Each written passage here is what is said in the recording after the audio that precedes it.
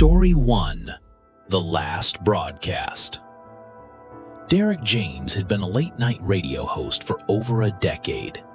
The station, WZRP 96.7 FM, operated from a lonely brick building nestled deep in the Appalachian woods. Most nights were quiet.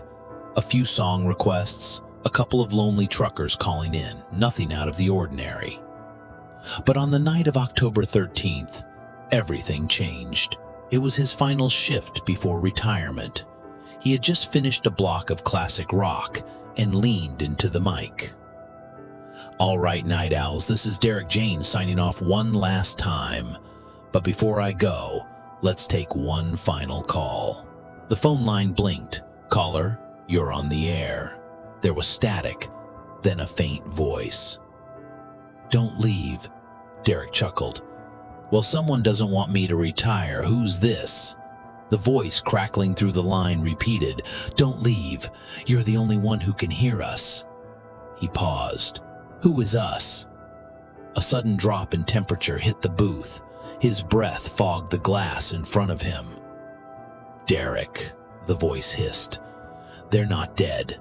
They're waiting. The station lights flickered. He stood up, heart pounding. Is this a prank? No, you opened the gate with your voice. And now, they're coming through. Suddenly, every phone line on the console lit up, 12 lines, all blinking red. Then the static returned, louder. Out of the static came hundreds of overlapping whispers, speaking in languages Derek had never heard before. Some were screaming, some were weeping. He ripped off his headphones, the booth window cracked. Then the emergency lights kicked in, dim red glow, flashing every 5 seconds. He backed up to the wall, trembling. One by one, the lights shut off, until total darkness. The only sound was breathing, but it wasn't his. On the edge of Pinewood Forest, hidden among decaying trees and thick fog, stood an old radio tower known as WZRD 103.3 FM. It was the kind of station forgotten by time. Analog dials, cassette players, and a neon on-air sign that buzzed faintly when lit. Only one man ran it now, Ray Holloway, a 56-year-old former city DJ turned recluse. Each night, from 11 p.m. to 4 a.m., he aired old rock records, late-night requests, and strange local news. But tonight was different. It was Ray's final night. The station was being shut down, and the building was scheduled for demolition. For Ray, it was just another lonely goodbye. He poured himself a cup of lukewarm coffee, flipped on the mic, and started his last show. Then came the call. At exactly 12:13 a.m., the phone rang. WZRD 103.3. You're on the air, Ray said, expecting a nostalgic fan or prankster. Instead, there was silence. Hello? A faint voice whispered, Don't leave. The signal must stay alive. Ray froze.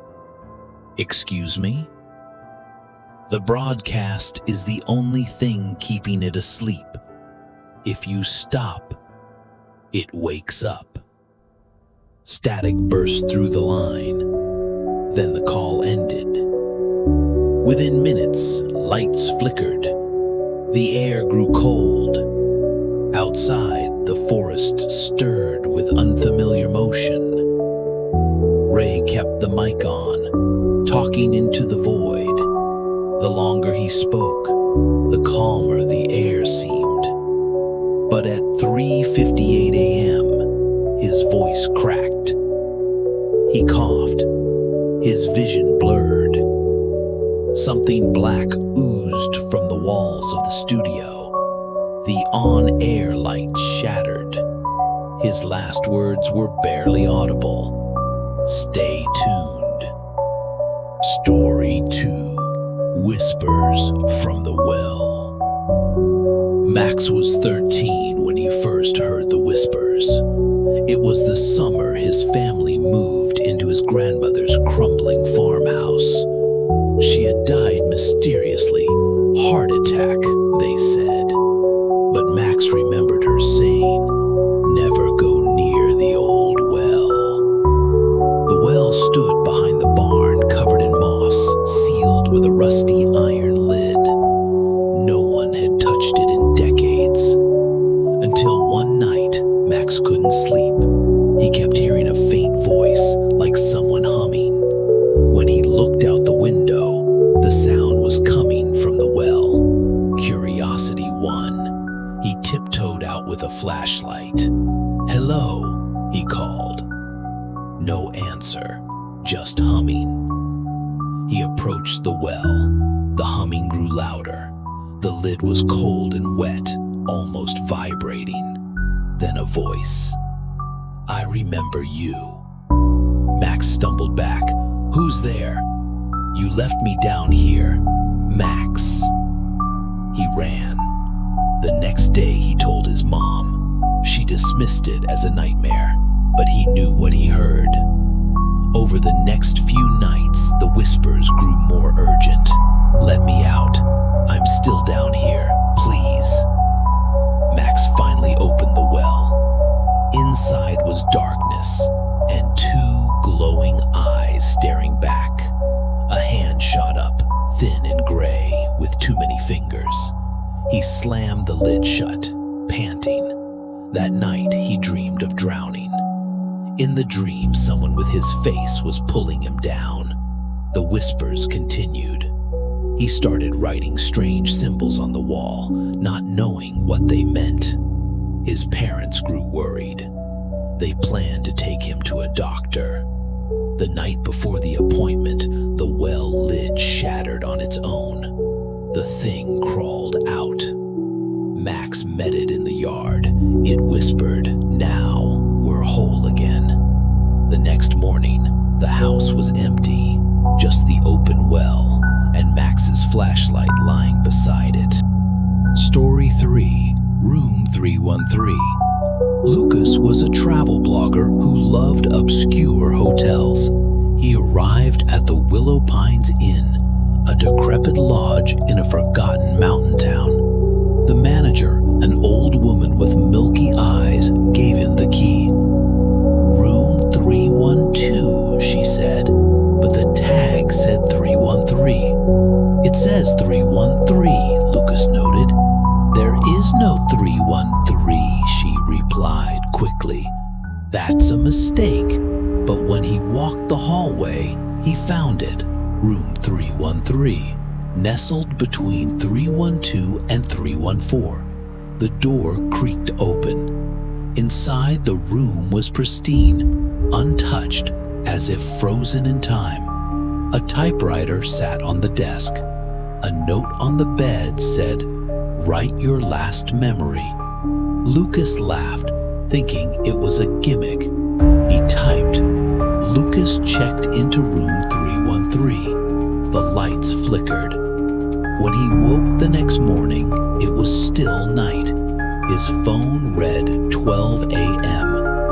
He left the room, but the hallway twisted strangely. Every door now said 313. He rushed to the lobby, but the manager was gone. Instead, a man in his exact clothes was checking in. "Hey," Lucas shouted, but the man didn't hear.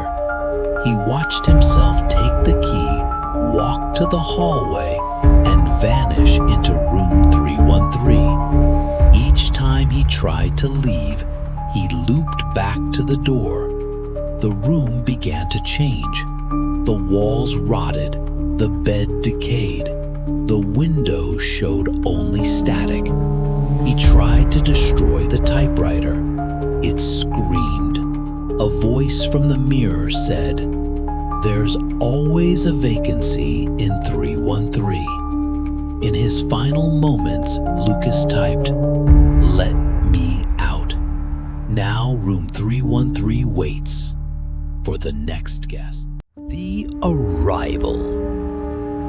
The iron gates of Blackwood Manor stood twisted under the moonlight, their rusted spikes of the long-dead beast. Ethan Carter stepped out of his car, the village warnings ringing in his ears. No one who stays past midnight is ever seen again. His boots crunched on broken glass as he pushed open the front door. The air inside was thick with the scent of mildew and something darker, copper, maybe blood. His flashlight beam cut through the dust, revealing claw marks on the walls, but they weren't made by any animal. Then he heard it, a whisper from the second floor. "You're late."